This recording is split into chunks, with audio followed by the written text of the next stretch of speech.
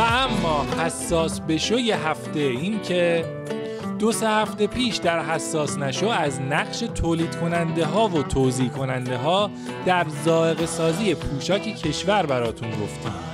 حالا این هفته و بعد از اینکه یکی از نهادهای الگوسازی مد و لباس که زیر نظر وزارت فرهنگ و ارشاد هم در حال فعالیته از این مانتوها رونمایی کرد، حساس شدیم و سری زدیم به سایت این مرکز تا ببینیم این نهاد دیگه چه طرح‌های ایرانی اسلامی رو برای فرهنگ سازی در جامعه ما آماده کرده و اینجا بود که مواجه شدیم با طرح‌هایی که باید برای نشون دادنش در قاب تلویزیون از شما پیشاپیش عذرخواهی کنیم.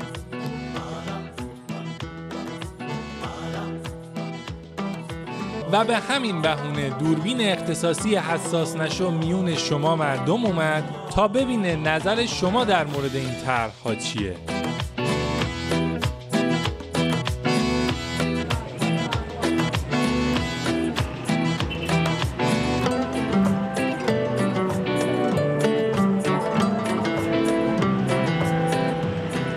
مجوز اول، یعنی کسی مجوز داره؟ تعجب میکنم خب از کی مجوز گرفتن، از کدوم ارگان؟ یعنی واقعا الان مجوز داره؟ واقعا افتضاح بودن. من به عنوان یک مادر حاضر نیستم که چنین مانتویی رو بخرم و بچه‌م تنش کنه. مناسب خیابون نبود، برای مهمونی خوب بود. اینو برای خیابون انتخاب نمی‌کنم.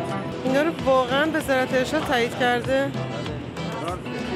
مسلما نه، چون با فرهنگ ما اصلا سازگاری نداره. فکر می‌کنم از لباسای غربی نشأت گرفتن. من تعجب می‌کنم که اینا وزارت فرهنگ ارشاد اسلامی اینا تهیه کرده باشه.